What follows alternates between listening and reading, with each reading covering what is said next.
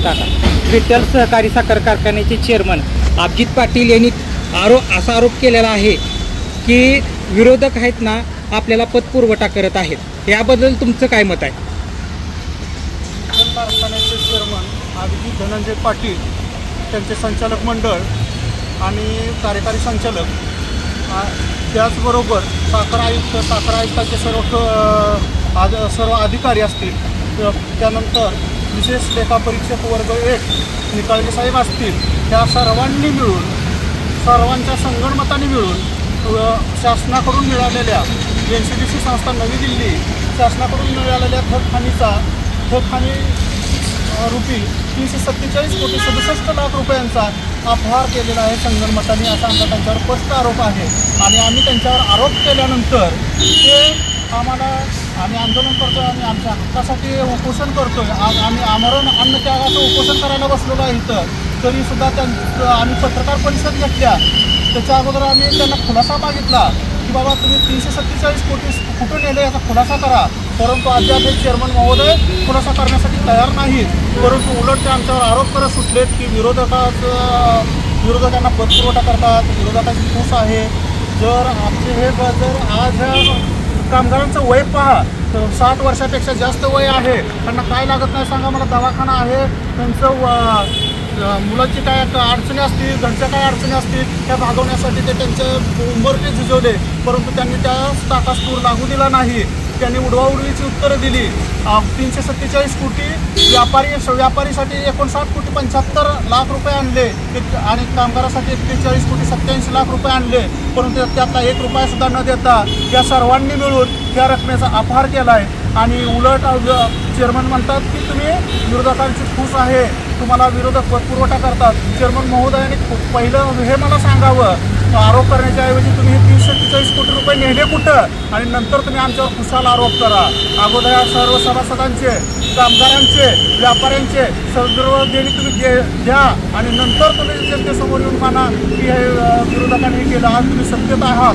उद्या जर मी ज्यावेळेस त्यांना सुरुवातीला प्रश्न केला चेअरमन महोदय आमचं पेमेंट आहे, तर चेअरमन महोदय म्हणते तुम्ही संस्थेकडे पेमेंट आहे, तुम्ही मागा। मला हे सांगा 3,500 रुपये भाव जाहीर करण्याचं मग ह्यांना, हे जर चेअरमन नसतील किंवा हे जर स्वतःला चेअरमन मानत नसतील तर ह्यांना काय अधिकार आहे? आज चेअरमननी 3,500 रुपयाचा भूलभुलैया करून ते सत्तेवर आले, आमदार झाले, परंतु लोकांना येड्यात काढण्याचं काम त्यांनी केलेलं आहे। आणि वरून विरोधकाची फूस आहे। आता तुम्ही जे जाहीर करताय, जे तुम्ही अभिवचन देताय ते पूर्ण करा आणि नंतर आमच्यावर आरोप करा।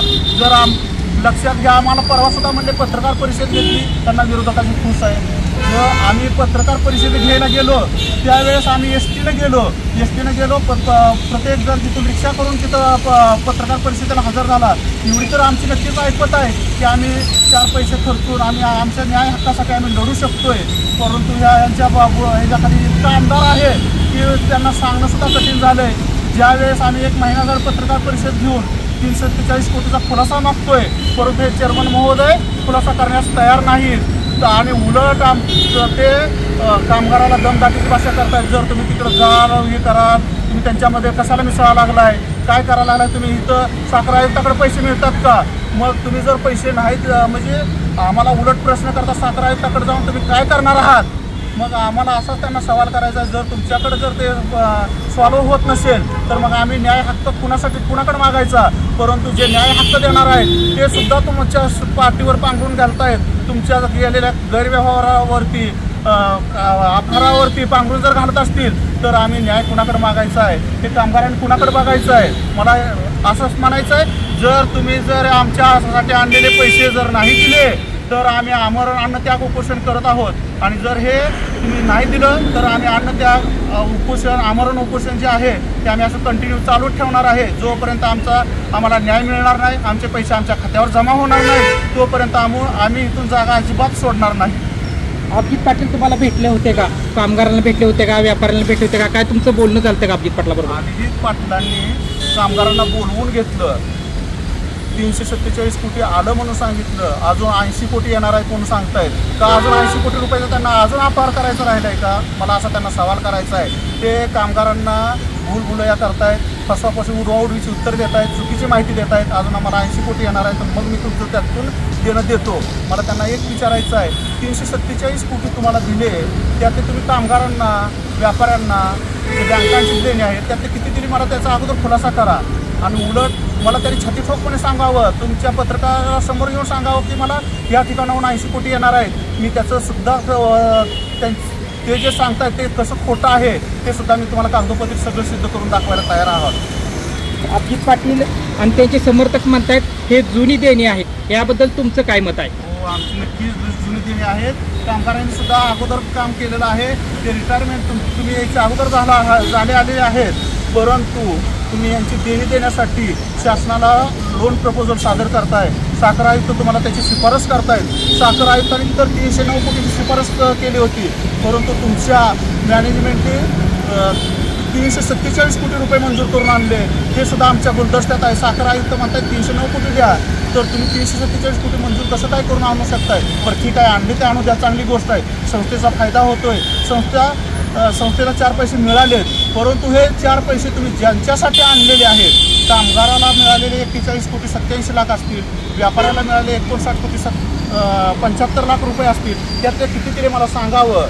आणि तुम्ही आमच्यासाठी म्हणून जुनी देण्यासाठी म्हणून जे पैसे आणताय ते आम्हालाच फक्त व्यापाऱ्याला, कामगाराला फसवत नाही, बँकाला फसवत नाही, तर तुम्ही शुद्ध शासनाची फसवणूक करताय, साखर आयुक्ताची फसवणूक करताय, सहकार मंत्र्याची फसवणूक करताय की आम्ही जुनी देण्यासाठी पैसे नेतोय, परंतु त्यातले 1 रुपयासुद्धा न देता. माझा त्यांच्यावर स्पष्ट आरोप आहे की त्यांनी ते पैसे आमदारकीच्या निवडणुकीसाठी वापरलेले आहेत. त्यांनी खुलासा करून सांगावा. आम्ही विनियोग मागतोय त्यांना, तो विनियोगसुद्धा ते देण्यास तयार नाही. त्यांनी छातीठोकपणे सांगावं, वाउचर आम्हाला दाखवावीत.